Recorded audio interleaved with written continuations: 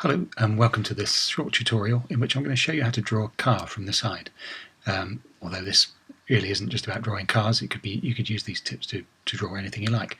The main thing you'll be learning is how to break something complex down into a few simple shapes, and we'll be making sure that those simple shapes are carefully measured and placed at the beginning so that later on when we come to do the interesting details we know exactly where they should all go.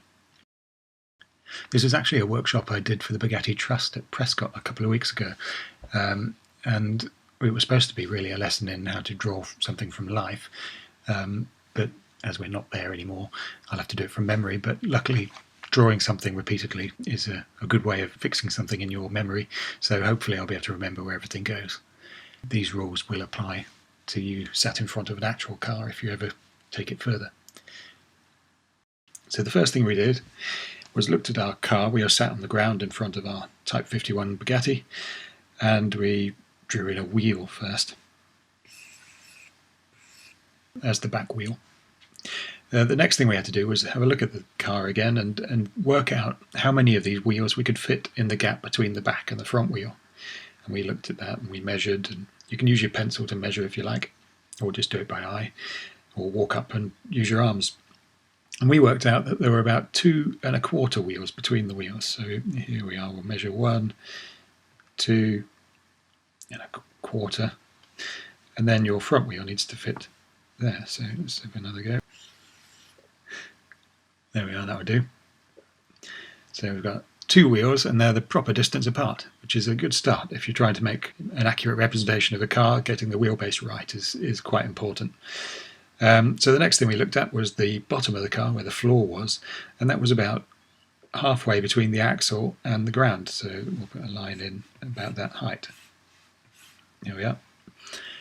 The next thing we looked at was the radiator, and that was just a bit back from the axle, about there.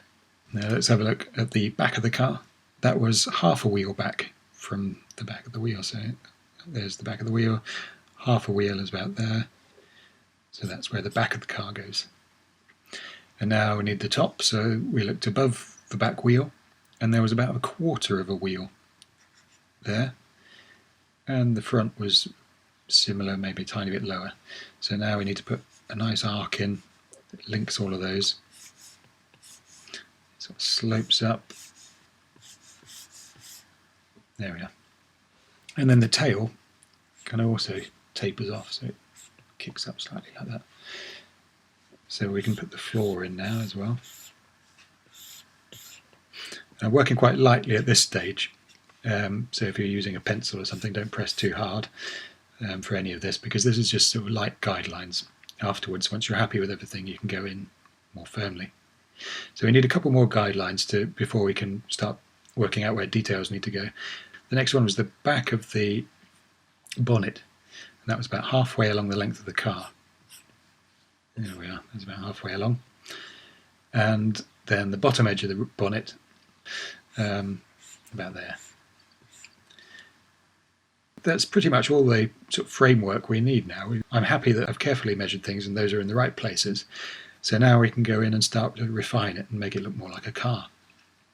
So going back up to the top edge, from the back edge of the bonnet there, we looked at the top of the car and it went back a bit and then sloped up into where the windscreen comes. And that then gave us a gap in which the part where the driver sat, so it needed to be. There we are. So it came down where the back of the seat is, and slopes up slightly underneath your elbow, and then it curves up to meet that curve of the screen. So at this stage it looks a bit like a cardboard cutout. It doesn't really look very 3D, and that's because there's no suggestion of anything beyond the front face of what we can see. If you sit in front of a car, especially if you're on the floor, you'll see the wheels on the far side poking out. And also underneath you'll probably see things like exhaust pipes and gearboxes and the sump, which is where all the oil is kept. So all of those things can go in under there. And it's these little details that make things start to look more believable.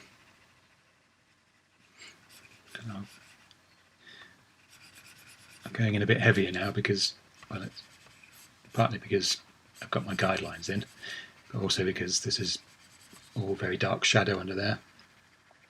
And adding a shadow will help us sort of give the impression that it's three-dimensional. So we can add some shadow to the ground as well if we want.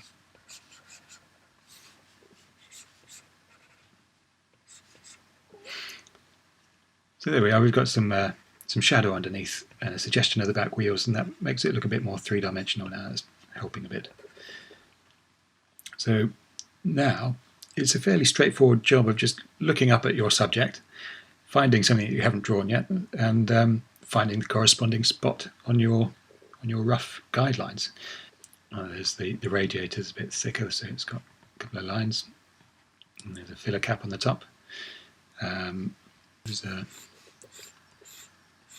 scuttle or something along there, and it's got louvers in.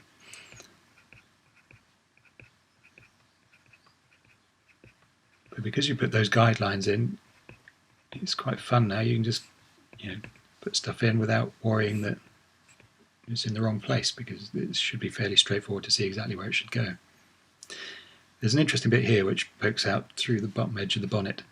It's a little arm, and that's joined to a rod, and that joins to your front wheels. It's the steering linkage. And there's a little tip here, which is, don't just draw what you see on the surface, but think about what's going on behind, especially in something like a mechanical object like a car.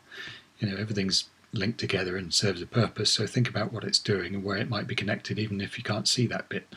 So here, the next thing we have to do is put our steering wheel in. I can see it pokes out about here, but I don't know what angle it should be. It could be that angle, it could be a shallower angle, who knows. But there is one way to find out, and that's to find out where it joins onto the steering arm.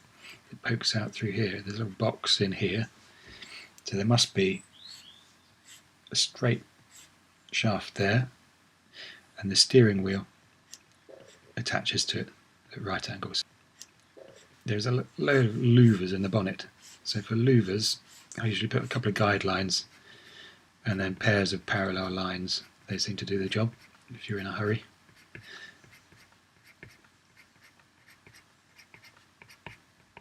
You can put a little bit of shadow underneath if you want, just to make them feel a bit more three-dimensional. Above that, halfway along, was a hole, and more louvers that were slightly smaller. Presumably they line up with the ones beneath.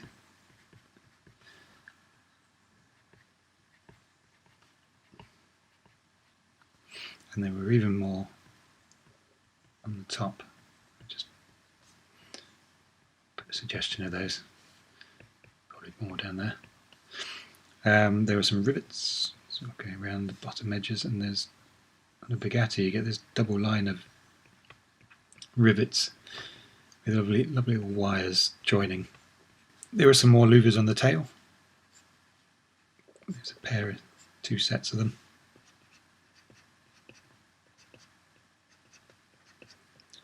And there was a bit of a number plate. Now the seat bulges out just slightly.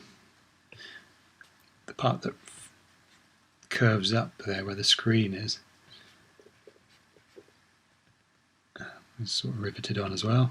There was a gear stick poking out of a leather flap here, and a brake handle, brake lever, and that's attached with a wire to the back wheels there. And there we have it. It's a reasonable impression of a Type 51 Bugatti. I hope you found it useful, and I hope you can see the value in just working with a few simple shapes that you place very carefully at the beginning, and how that makes things simpler when you get to the more complicated details later on. I hope it's been useful. Hope you've enjoyed it. Let me know if you have, and I'll try and do some more.